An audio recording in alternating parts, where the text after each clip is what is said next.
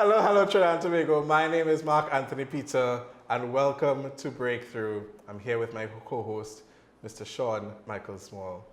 Hello, Sean. How are you? You're loud. Sean has a little bit of a headache today. You're loud. Well, I am in your ear. You have a whole earpiece in, so I will be loud. I know that most people who work at WSN will say, and know me outside of WSN will say that's exactly a hell of a thing for me to say. But you know what? I have a headache right now, so I think it's within reasonableness, right? Reasonableness, man. Okay, fine. You didn't think I was quite reasonable before we started. You want to bring that conversation? No, I don't want to. Folks, the conversations off air, as we always say here on the network, are far more interesting sometimes than conversations on air. Not necessarily useful, but entertaining. If you want to have and quite frightening. If you want to have an idea, check my TikTok. I posted the video of us discussing it on my TikTok. Look at that, Easter eggs for you folks. But we are so happy to have our first guest in with us in studio. I'm not sure if any of you all have ever, I hope many of you all have gone to therapy. I myself have indulged in therapy before. I still am. Sean? I need therapy. Okay, great. So then the guest who's here is perfect for you because you like music and you need therapy. I don't know if there's enough therapy in the world to fix me at this point. So joining us in studio to show us a little bit, to educate us and hopefully to help Sean with his, underlying issues. We have musician and music therapist, Martina Chow. Good morning. Good morning, guys. Oh my goodness. She's just been thoroughly entertained with everything that's been happening. And I'm sorry, I hope she comes back. Well, I'm actually happy that I am here right now because I think you would be a prime candidate for me to, Sean, I'm speaking to you. I think you'd be a prime candidate for me to show you how to use music to alleviate some of your pain for that headache. Oh. Yeah.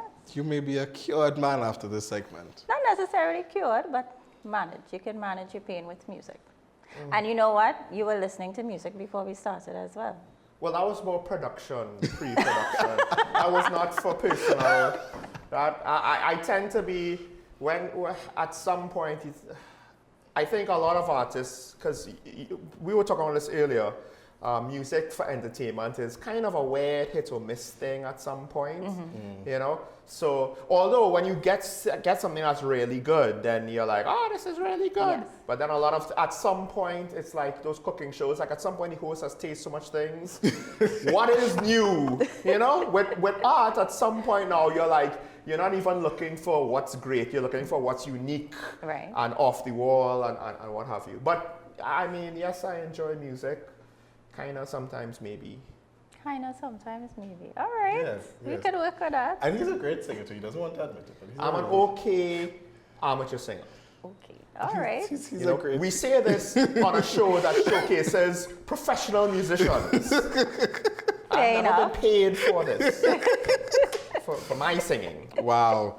But for those in the audience who don't know, it's hard to ask, what is music therapy, or how do you incorporate music into therapy, if that makes sense? And who's it for?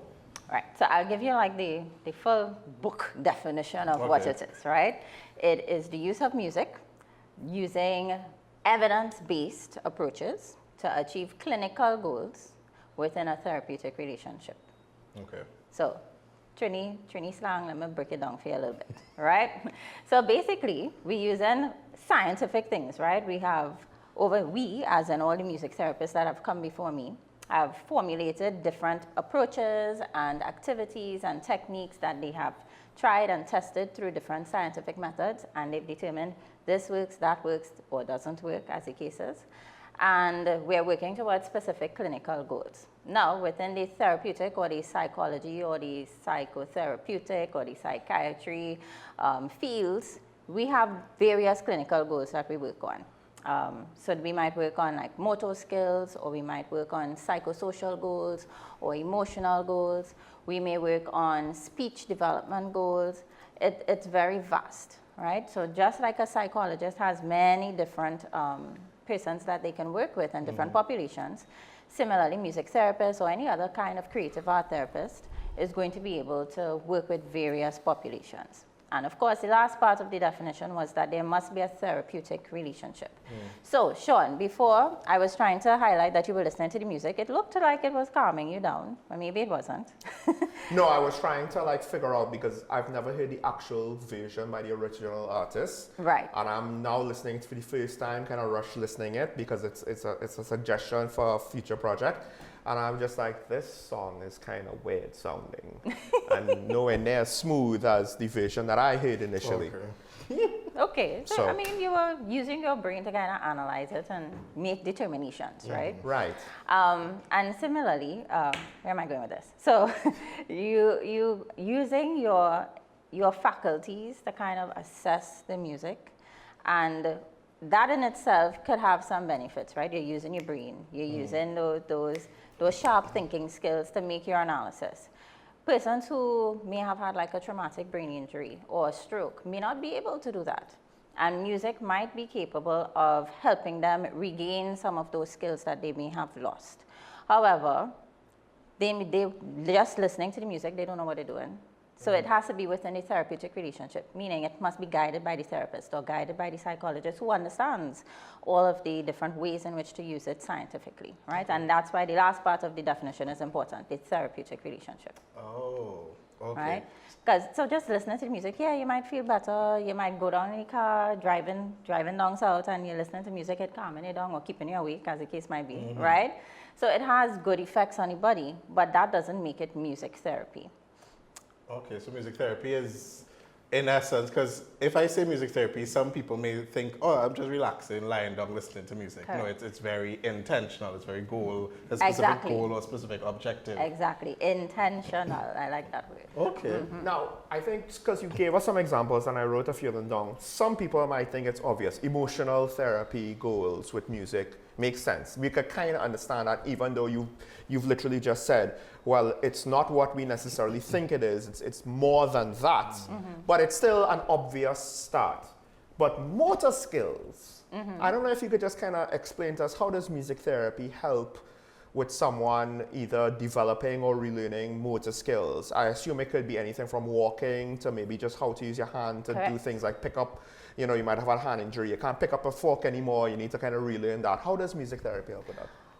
So music is amazing. I must just say that, first and foremost. It actually activates every center in your brain simultaneously, unlike any other thing else, right? So that whole left brain versus right brain thing.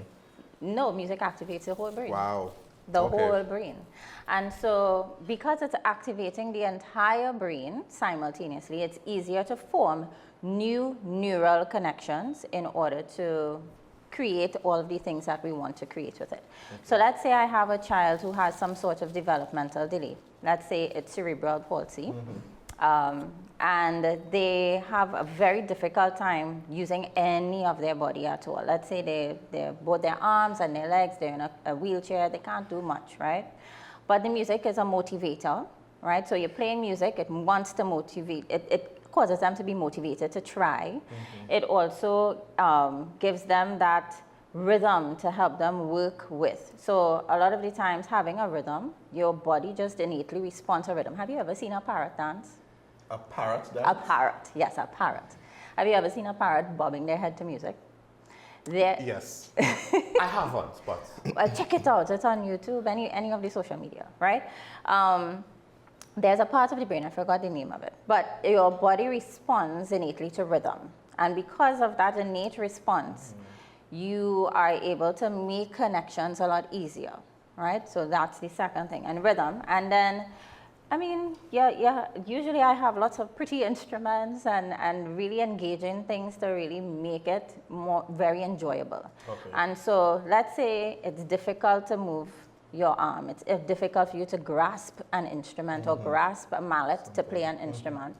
You're hearing a song that you really like, you're hearing a beat, it makes it easier to grasp and to just hit the instrument in time to the beat. And it really helps to make achieving those goals a reality right? Makes it much easier as opposed to, no offense to the other therapists, but a little easier than going to the occupational therapist and the physical therapist who just telling you to do it and showing you. I mean, they've gotten with the times and they started using music too, right? Okay. But the music really just pushes it to the next level and makes it easier to achieve those goals and help build muscle tone and help find, the brain find the dexterity required in the fingers or in the locomotion of your moving of your arms and your legs, whatever it is that they're working on. Okay. And speech therapy would be kind of similar, but obviously with different exercises. Yes. I'm assuming singing would then maybe help Definitely. with speech. Yes. So, all right, so one of the populations that I work extensively with is the autism, those who have autism. And when they are learning to speak, sometimes it's difficult for their brains to process both the receptive language and the expressive language. When you're singing it, because music has phrasing and it's predictable in some ways, just like you were saying, right? You're looking for something new, but the predictability of music actually is very good in music therapy. We have like a verse and a chorus. You know it have a verse, you know it have a chorus. And I mean, for like you, Mark, you understand that there's like a chord coming to the end of a song. You must go back to do, you must go back home. Yeah. All of this anticipation in the brain, even though the client mightn't understand all of the terminology and all of that, I understand it as a music therapist. Right. And I am using it to guide them towards the home.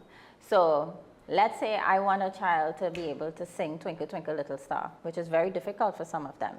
I would sing Twinkle, Twinkle, Little, and leave that blank there. And they might say star, star, how I wonder what you are. And these are children that don't usually communicate in real time.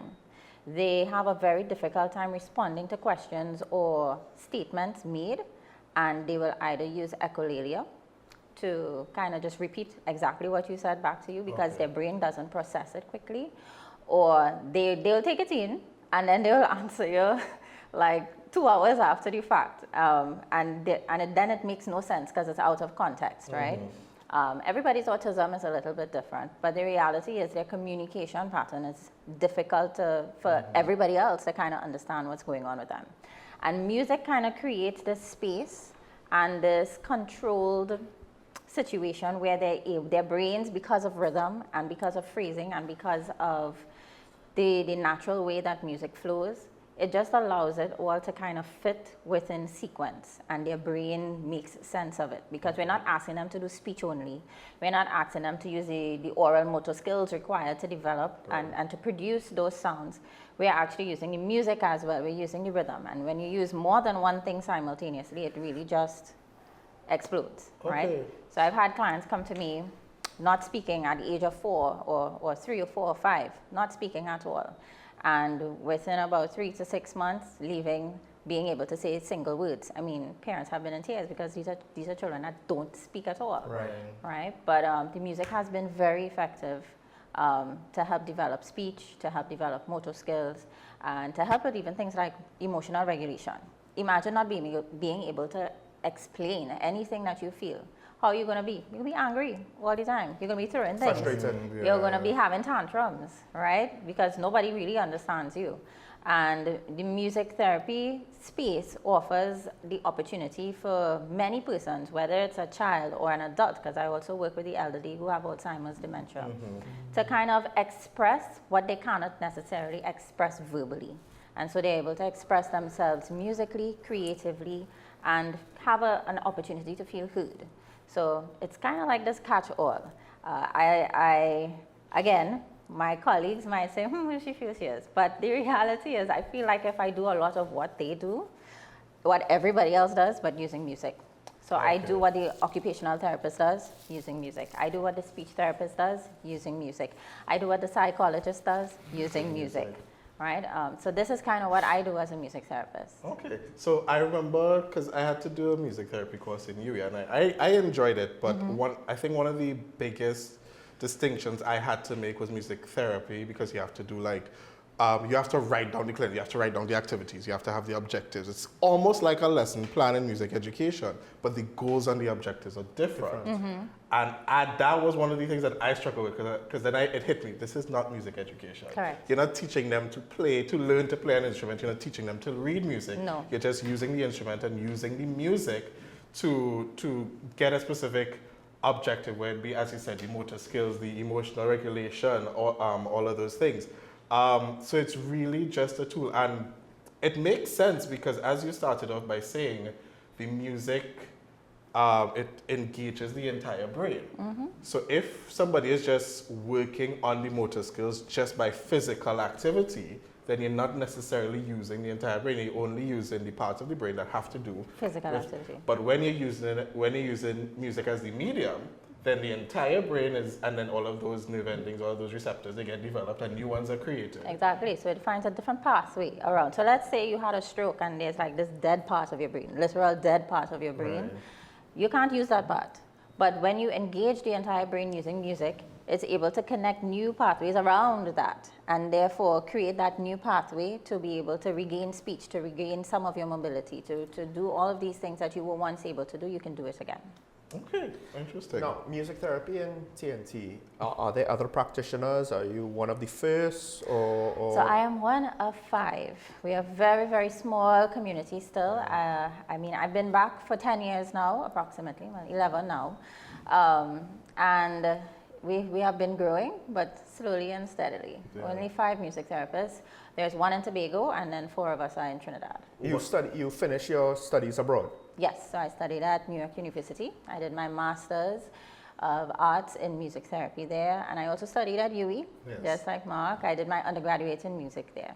All right. So to be a music therapist, undergraduate, master's, you have to go through any sort of licensing or anything like that? Correct. So I'm also licensed. I have my American certification. So in order to practice internationally, I have to have licensure. So I have a board exam to complete after I finish my my studies, and 1,500 hours of internship as well. Yeah. Wow. Yeah. Okay. All right. That's so. Kind of take us through a little demo, a little session. Like what does that mean? So let's say parents come to you with let's say their child Right. who has a specific issue that they deal with, be it physically, emotionally, anything like that. And so what do you do? What's the conversation that you have? And then what do you do in the session? And is there like a follow-up? What are some of like, what goes through the process with us? All right. So everybody's different. So you're asking me about emotional regulation, right? Okay. Yeah. Yeah, okay. So emotional regulation, typically persons coming with those issues, they've either had trauma or they have ADHD or they're autistic and they don't have very good ability to speak, or even Down syndrome. Anybody who's having any sort of turmoil and they're coming for emotional regulation, their sessions will be different based on what their needs are, but in general, the first thing I have to do is assess what their needs are, and then also assess their preferences. So you might like to listen to reggae, but you might hate it. And so this session is specifically tailored to each client. It's based on your musical preferences. So the music that I might play in your session or play with you in your session will be totally different from your session. So yours might be real upbeat, and yours will be real mellow, right? It all depends on what works for that individual and what they're also used to. So a lot of times your preferences are based on what you are exposed to, especially as a child. They don't have a vast number of things to pull on, but it's what they would have been introduced to. So the familiar songs, the songs that give them a sense of calm and peace and that they would know. Okay. So that's where I would start, finding out what works for them, and if they can't articulate it, certainly asking the parents, and then we go from there. Right. I'm all jacketed up today and whatnot, but usually Auntie Martina is on the floor in my jeans, in a very comfortable top, so that, you know, we're playing, we're on the ground. Sometimes I have to be jumping up and down, and especially if it's emotional regulation, I have to get in there, I have to move with them, we dancing, we singing, and we having a good, comfortable shoes. Most of your clients are kids. Not all of them. But not all. I will have you know, yesterday I was at an old folks home and I had them showing me their motion with some scarves and whatnot. I mean, it wasn't for emotional regulation. It was actually more to get their heart rate elevated and getting that much needed exercise that they need because they're just sitting down doing nothing all day long, right? So we want to get the heart rate going and so that they can get that oxygen flowing throughout their body and also ensure that, you know, once you get the oxygen going, many good things start happening with the brain and they become more lucid, they're more able to, you know, communicate clearly. Okay. All right. I see you have some, you all can't see it right now, but sort of side stage. She has some instruments here. So I'm not sure what we're about to do, but we're about to do something. Oh, all right. I'm hidden. All right, so I have a lovely drum here. Okay. And I promised not to make Sean sing. He told me before he didn't want to do it. So I would like Sean to give me a little bit of a demo on the drum. Have you ever played a drum before? Not really, no. Well, perfect. So, no, it's a good thing. A lot of people wonder, can I go to music therapy if I've never done music before? Yes, you can. You do not need to know how to play an instrument. You don't even need to know how to sing. You could be tone deaf. If anything, it works, right? So, let's give that to Sean. So let's, hold on to the drum for me, Sean. Big up, Sean. Oh boy. I don't know what I'm doing with this thing, but I have it now. All right, so we're doing a little bit of role play. All right, so get in touch with your inner child. I think we could do that easily. You seem to be very joyful. I've never lost touch with my inner child. Excellent. Good. Meanwhile, my inner adult, unfortunately, is somewhat stagnated there. You know, locked in the basement of my subconscious. So let's think about yourself when you were 6 years old. Okay. 6-year-old Sean, just having fun with a drum. What would you do? I give you the drum as a 6-year-old. What would you do? You wouldn't hold it. I legit have no idea. I don't know if I ever had a drum at 6 years old. I don't know. Right, you would just randomly something like start that, touching it and playing it, right?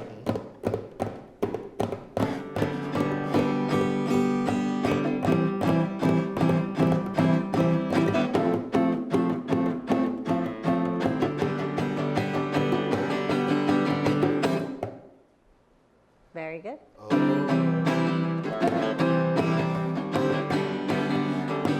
My guitar's out of tune. What's the drum, right? It's not me. Nice. So you see how you were able to stop with the freezing of the music? I didn't say a word. I didn't tell you stop. I didn't tell you play. I just used the music and you were able to regulate yourself and regulate your playing along with the freezing. And so music just has this intangible quality to kind of contain what is needing to be expressed. Even if you had like much more exuberance, because a lot of times if they have emotional regulations, they're either going to be really angry and they'll hit the drum really hard, or they're going to beat it really fast. And I meet you there, right? I start there, I'd start really fast, and then slowly bring you down, right? Bring the tempo of the music down, and they will follow. And so in doing so, I actually regulate your heart rate as well. Typically, when you listen to fast music, your heart rate tries to speed up with it. And if you listen to slower music, your heart rate actually tries to slow down with it. But it's also like when you are at an elevated sense of emotion, you psychologically, you don't want to be slow. You want to be fast, loud and fast and exuberant and everything. You want energy needs to be expended at a high level, not at a mellow, soft level. Exactly. And so I have to meet you there. In order for me to help you regulate that, I can't come in all timid and you're not going to even hear the instrument that I'm playing. You won't hear me. So I need to meet you where you are and help you come down to where your baseline should be. Now, a lot of the times with children who have ADHD, it's very difficult for them to find that baseline and be able to understand it. And so we spend some weeks working on things like this where we work at playing fast music and then slow music, and let's find middle. Where is the medium? How do you play medium? And we explore that. Where is medium? Where is your baseline? And eventually they're able to get it. Now, yes, am I going to cure you miraculously and you're never going to feel like if you need to have an outburst? No.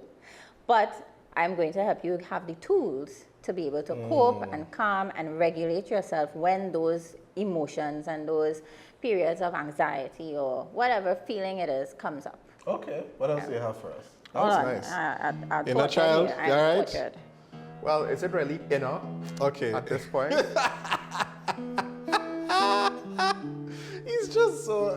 This is too much. This is absolutely too much. He said his inner adult. Do you have your inner adult? Is it bottled up? I don't know about that. Has this been showing the child the entire time? Yes. Oh. Yes. Okay.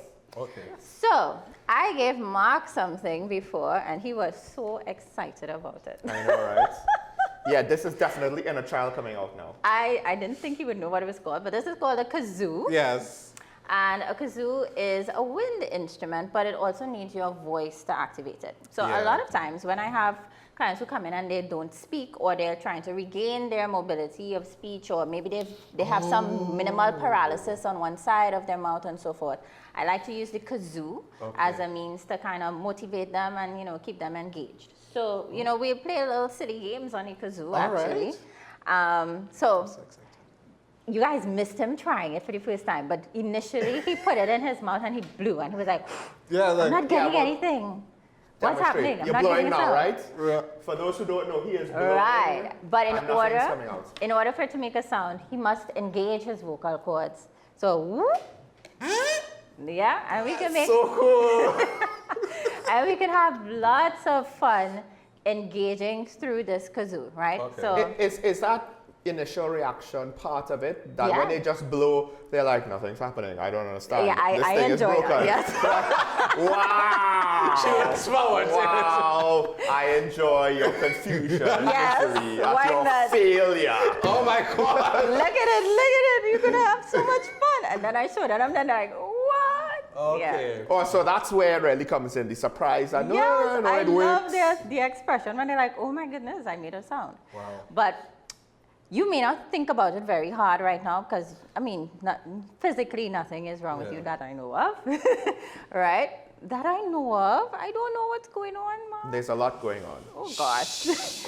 But you can engage your lips. You can engage all of your oral, motor, and facial muscles very easily. But for, let's say, someone who has cerebral palsy, or they may have had a stroke, or any type of traumatic brain injury, sometimes it's difficult to engage the lips. Okay. And so this instrument encourages them to kind of pull the lips together, like in a ooh, to be able to use the lips.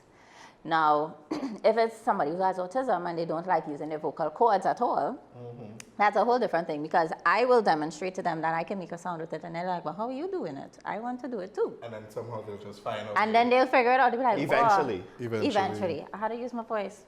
Okay. But okay, it's fun. Yes. You know? Like, and so having fun little tools are very essential to the music therapist. Okay. One of my mentors once told me, if I don't like playing with it, they are not going to like playing with it. So, you know, we have all sorts of cool little knickknacks to kind of really bring out the inner child. So even if you're an adult, you know, we want you to be able to enjoy it. We want you to have fun when you come into the therapy session. Not saying there aren't tears. Sometimes there are tears, right? It is therapy after all. But it's usually quite enjoyable. Okay. Right, that's for people to understand. It's not just, oh, we're going to play with some instruments and it's playtime. No. And this is not... It's with a goal in mind. Yeah, this is proper therapeutic work, not how to get my child babysitting for a couple hours. Or how to get a break. Because some parents with special needs children, one of the things is like, you know, you hear stories about, well, I need a break. And this is not that. This is Actually, no. Sometimes the parent is there in the session. Has to be involved. Yep. Some of them, they have to be there all the time. A lot of the times I prefer that, you know, especially if it's a child, you can be there for the first few sessions because it takes time for the child to get used to a stranger and, you know, feel comfortable and be able to follow my instructions as a stranger. But after about 3 to 4 sessions, I'm like, okay, Mom, Dad, you stay in the waiting room, and we work with the child. Yeah. All right, cool. So so we have a few minutes left. She has something here that's really, really nice that I'm also excited about. We have a little I don't know. glockenspiel here. I know you all Mark can see and it. Sean, can you pass a drum for me? Sure. Do you all like to share With each other or just in general? with each other? Actually, we have some chromatic difficulties if we put it in the middle. Chromatic difficulties. Okay, I like how you put that. Okay. So one of the things that I also do as a music therapist, not just individual sessions, but group sessions. Right. And in group sessions, we learn how to exist in society, right? And one of the things we do as productive citizens of Trinidad and Tobago is have camaraderie and share and take turns and learn how to wait and to be diplomatic and all of that, right? Wait, this is Trinidad you're talking about? Yes. I strictly stick That's to my music. inner adult that's speaking. Inner adult. Oh my gosh. All right, but music is a very good tool to do that. Right. When we're making music, you have to share, right? In order for us to make music together, we must exist in that space simultaneously. So it's not like a conversation where I have to talk and then you have to talk and then and back and forth. No, we can actually make music simultaneously and hear each other and listen to each other and cooperate with each other simultaneously. All right, no problem. I have, Look, I'm showing face. No, I'm You just- still like how I it's have, done with. it's a very, I know y'all I- can't see, but it's a very colorful, like, glockenspiel. I have my two mallets right here. They're really nice. I will say it's something that I believe in. Extracurriculars, of which for young people, music is one of them. Because just like what you said, it's not about we take turns. It's about learning how to build something greater than the sum of its parts, right? And a sports team, especially depending on the sports though, is also like that. Like obviously football, you have 11 men on the team. It's kind of similar, but at the end of the day with sports, it's usually only one ball. So you have to coordinate, but with music, you can't actually have all 11 or all 24 Everybody at the same or time. 60 literally going at the same time. And you know, there's this beautiful thing that happens, and I know as a choral person, you get it. When you have everybody just making music together at the same time, there's something so Yes. otherworldly He's singing choirs too. that takes you to another place because you're just existing. Boy. Sorry. Not to be corny, but you're literally existing in harmony Yes. with everybody around Yeah. you, Yes. and it's just a wonderful experience to be in the middle of that. You Yes, know? it is. It is. And so I do that with music for persons who don't typically get the opportunity to do that in other spaces because it's difficult. Yeah, it's a bit more organized, so it doesn't really. Right. More structured, I should say. And well, we have a lot of structure, but I'm able to deal with all of the different stimming things that might come about. Or maybe I Right. have somebody with Tourette syndrome that just randomly cussing on the side sometimes. Yes. Or, you know, Yes, it's hard to do or a the quintuple flapping performance and all of with these things, right? yeah. And so we have a community that we're building to kind of help give everybody the opportunity to have those intangible experiences. All right, so I have a little toy trumpet here. Very It's not real. Or you can have the drum again if you would like. So The drum might be better. the drum will be better. You don't want to make noise. I forget. No, You have a headache. It's not just that.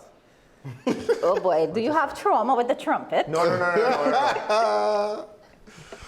All right, cool. It's a very colorful glockenspiel, by the way. It's Okay, rainbow. so you are free to play anything you want to play. Both of you. Well, I'll try to follow. I almost going to ask you what key we in. Well, here's the thing. Most of my clients don't know anything about my key. Exactly. They don't know anything. So just go. So just go, and I follow you as a music therapist, and I give it the congruity that it I needs. am not performing as a musician right now, people, so please do not judge me, okay? Thank you very much. Okay. He's performing as his inner child. Oh, boy. Yes.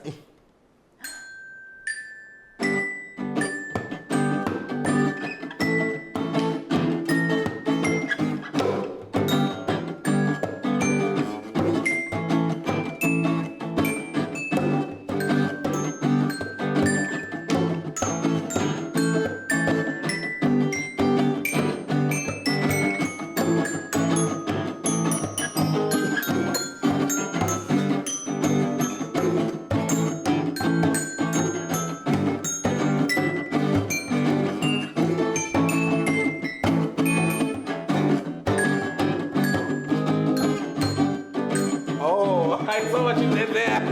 Oh, that's so cool. Okay. Yeah. Okay, so you had to follow Mike. Okay. Wow. That was so much fun. And he was also paying attention to you yeah. and keeping the beat and working together. Okay. Now, I mean, this is testament to how good of a team you guys already are. Yeah. No, it's a I'm not being sarcastic. This is Mr. Duban Group, anyway. So he's just. I'm barely actually hitting it anywhere I want to. Meanwhile, Mark is playing 3 different keys in any one bar. Because she told me to be a child. Oh my gosh, unorganized music. Sorry. But this was really good. There's a joke that I'm gonna make after when we go on break. Okay, There's no a joke problem. It's Fine. unorganized, but it's organized in the sense that you guys were able to work together to achieve something beautiful together. And remember, for persons, again, we who achieved don't something. always have the opportunity to do Yes. that, this experience, they go away feeling so like in awe and appreciated, and as though they belong somewhere and as though they are human, right? The approach that I have for music therapy is definitely about understanding our humanity. It's about humanism and who we are as people and the root of who we are. Okay. Right? So this was really. This might seem very, very, what's the word? Not pertinent. But I also find another area for some people, believe it or not, when you go online to play whatever game, but you do it to play with a group of people. There's something very different than if you're just going to play against a set of people or do it by yourself. So it's ironically not everything with electronic devices and the internet is all bad. There is some social aspects, but the flip side is this is probably rarer for most people. yes. Yeah. So you hit on something very important there, the social aspect of it. Human beings are social beings. We are meant to be social beings. And music has been at the crux of it all. If you think about music, it is there when you have a funeral. Music is there when you have a birthday. Music is there when you have the birth or a wedding or anything that is happening, or even a sporting activity. Music is there when you have a ceremony like a graduation or some diplomatic event to pad the time and make it hours long. What only needs to be 10 to 15 minutes. Yes. Okay, you've covered some things that you have a little gripe there. That's It's to make you enjoy it.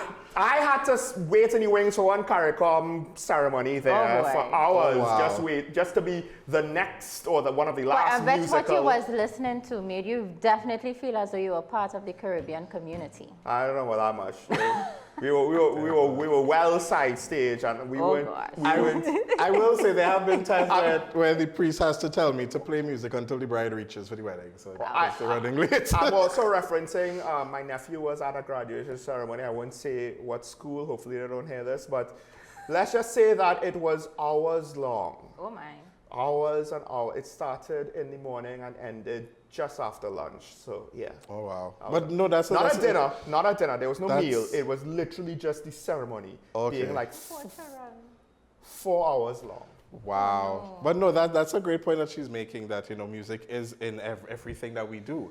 Because we gather as a community, we gather as social beings. It's there. Well, visual art as well. Yes. All movies, cinema, all of the arts, video games.